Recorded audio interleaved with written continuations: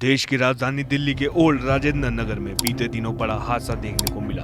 यहाँ एक coaching centre के बेसमेंट में अचानक पानी भर जाने के कारण यूपीएससी की तैयारी कर रहे 3 छात्रों की डूबकर मौत हो गई। सभी सबूत कोचिंग सेंटर की बड़ी लापरवाही की ओर इशारा कर रहे हैं। लेकिन आपने कभी सोचा है कि भारत में कोचिंग सेंटर खोले कैसे जाते हैं? कैसे किसी कोचिंग सेंटर को खोलने के क्या नियम हैं? क्या इसमें लापरवाही की कोई कार्रवाई भी हो सकती है? आइए जानते हैं। भारत सरकार के शिक्षा मंत्रालय के उच्च शिक्षा विभाग ने इसी साल कोचिंग सेंटर के पंजीकरण और विनियमन के लिए दिशा निर्देश 2024 पेश किए थे।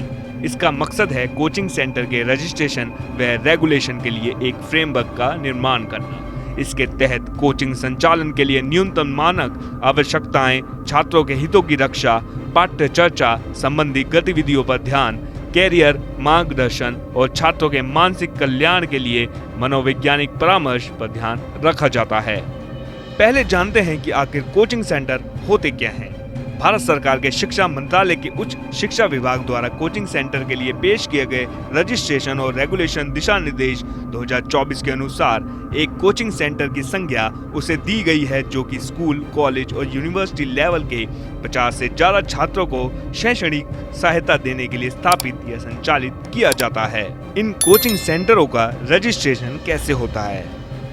किसी कोचिंग सेंटर की स्थापना के लिए सरकार द्वारा बताए गए जरूरी फॉर्म, फीस और दस्तावेजों की आवश्यकताओं का पालन करते हुए अपने स्थानीय क्षेत्र के भीतर सक्षम अधिकारी के साथ पंजीकरण के लिए आवेदन जमा करना होता है।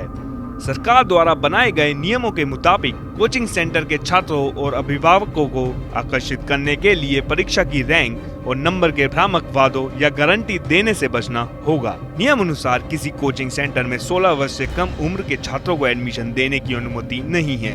इसके साथ ही कोचिंग में एडमिशन की अनुमति माध्यमिक विद्यालय की परीक्षा के पूरा होने के बाद है।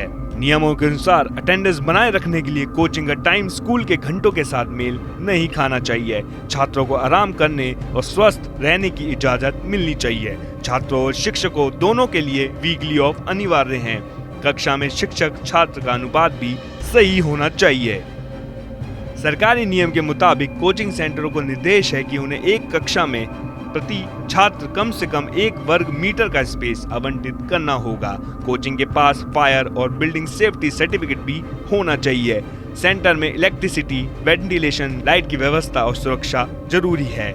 इसके साथ ही कोचिंग के पास सीसीटीवी कैमरे, प्राथमिक चिकित्सा किट और चिकित्सक सहायता भी होनी चाहिए।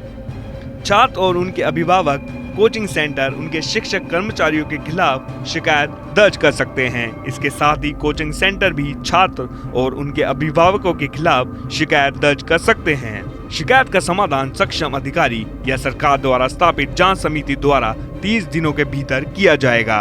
वहीं अगर कोचिंग सेंटर रजिस्ट्रेशन और आम जरूरतों के किसी भी नियम या शर्तों का उल्लंघन करता है तो उसे पहली गलती पर 25,000 रुपए जुर्माना और दूसरी गलती पर 1 लाख रुपए तक जुर्माना लगेगा।